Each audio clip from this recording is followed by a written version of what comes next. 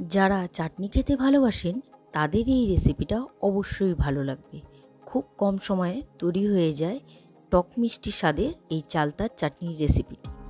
আজকে আমার রেসিপি চালতার চাটনি। তাহলে আর দেরি না করে ঝটপট রেসিপিটা শুরু করি। ভিডিওটি সম্পূর্ণ দেখুন ও চ্যানেলটি সাবস্ক্রাইব করে বেল আইকনটি প্রেস করুন, যাতে প্রতিটি ভিডিওর নোটিফিকেশন সবার প্রথমে আপনার কাছে যায়।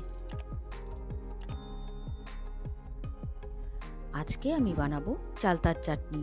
সামনেই তো শীত, বাজারে তো চালতা উঠে গেছে, তাই ভাবলাম চালতার চাটনি আপনাদের সাথে শেয়ার করি।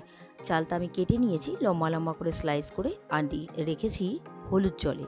এবার একটু থেতো করে নিচ্ছি। চালতাটা আমি থেতো করে নিচ্ছি যাতে খুব তাড়াতাড়ি চালতাটা সেদ্ধ হয়ে যায়, মানে নরম হয়ে যায়, আর যাতে চাটনির রসটা চালতার মধ্যে ঢুকে যায়, সেই কারণে থেতো করে নিচ্ছি। আপনারা চাইলে শিলেও থেতো করে নিতে পারেন। সম্পূর্ণ চালতা থেতো করে নেওয়া হয়ে গেছে। এবার আমি চাটনিটা বসাবো। কড়াই বসিয়ে দিয়েছি, কড়াইতে দিয়ে দিচ্ছি সর্ষের তেল। তেল গরম হয়ে গেলে আমি এর মধ্যে দিয়ে দেবো শুকনো লঙ্কা ফোড়ন।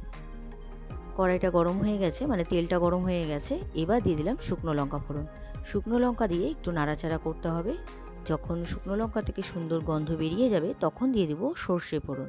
শুকনো লঙ্কা থেকে সুন্দর গন্ধ বেরিয়ে গেছে। এবার দিয়ে দিলাম কালো সর্ষে ফোড়ন।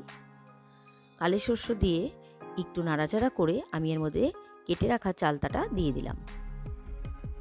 চালতা দিয়ে একটু নাড়াচাড়া করতে হবে। তারপর এর মধ্যে দিয়ে দিতে হবে নুন আর হলুদ। পরিমাণ মতন আমি নুন দিয়ে দিলাম, আর দিয়ে দেবো হলুদ গুঁড়ো।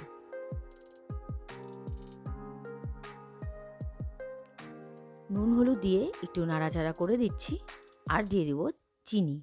আপনারা চাইলে এখানে গুড় ব্যবহার করতে পারেন, আর আমি এখানে চিনি ব্যবহার করছি। এই কারণে গুড় ব্যবহার করলে চাটনিটার কালার একদম কালচে চলে আসবে, সেই কারণে আমি চিনি ব্যবহার করলাম।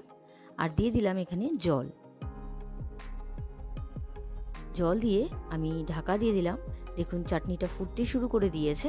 এখনও কিন্তু চাটনিটা রান্না কমপ্লিট হয়নি, মানে যতক্ষণ না চালতাটা সেদ্ধ হচ্ছে আমি একটু নাড়াচাড়া করে দেখে নিব যে চালতাটা সেদ্ধ হয়েছে কিনা।